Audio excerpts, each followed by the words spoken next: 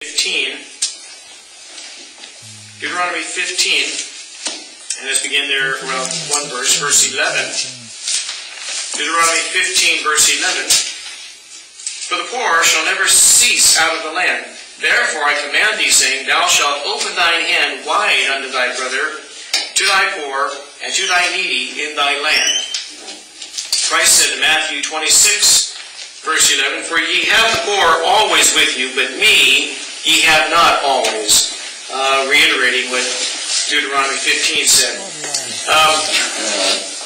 The pipe dream of governments to launch a war on poverty or to eradicate poverty and eliminate it from their midst is a fantasy.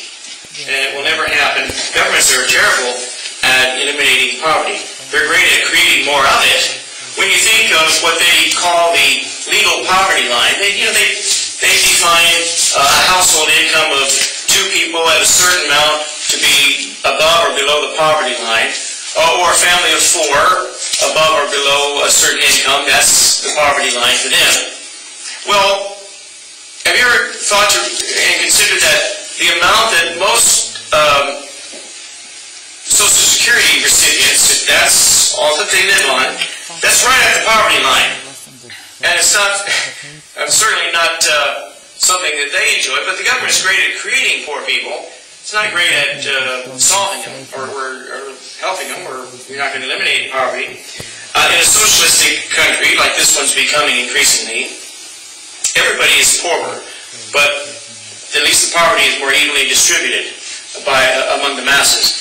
However, there's always, and Brother Pete mentioned in our earlier hour, there's always a small group at the top that think it's their right to administer the system for everybody else. So everybody else gets the second-rate or third-rate foods, third-rate jobs, third-rate health care, third-rate provisions, while they at the top think that they're worthy of the best because they're doing such an important work. This is how the United States Congress largely operates. They're a bunch of greedy, self-interested, self-absorbed, and self-indulgent mooches off the public trough, and they all should be forced to work for free for a year and see how well they get along. Because they're great at taking money from the masses and throwing it at something they think is important. But very seldom do you ever hear of all these congressmen dipping into their own pockets and giving a couple $100,000 each to some worthwhile cause, some worthwhile need. But they're great at telling you and I what we ought to do with what they want to do with our money. They're not great at giving their own money. But the poor are always going to be around. And the kindness and the charity of Christians ought to be a badge of honor. It shouldn't be something that they're known for. You used to be able to say that not only is she always at work on time, not only does she do a good job, but she's always also very fine Christian. She's looking to help other people in need, or she's charitable, giving of herself or himself to somebody less fortunate. Nowadays, we've advocated that role to the federal government, to the authorities over us, and let them give out the charity, let them provide for the needs of others. And I think there are people going through life with their hand out. They come out of the womb, hand first. Their hand is going like this. They're going through life with their hand out, wanting the rest of the world to put something in it and support them.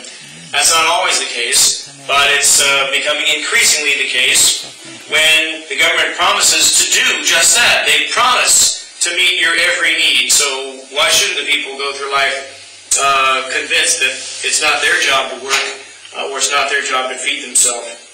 In verse 32 of our text, it says, the wicked is driven away in his wickedness. In the book of Daniel, chapter 5, King Belshazzar, because of his pride and arrogance of his kingdom, is driven out of his palace like a madman. He lives outdoors like an animal until his hair looked like bird's feathers and his nails looked like bird's claws.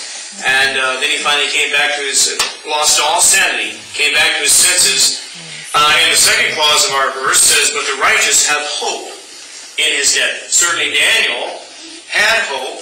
Daniel was elevated in Daniel chapter 6 after Belshazzar came back to sanity again, and he gave glory to the God of Daniel, the God of the Hebrews.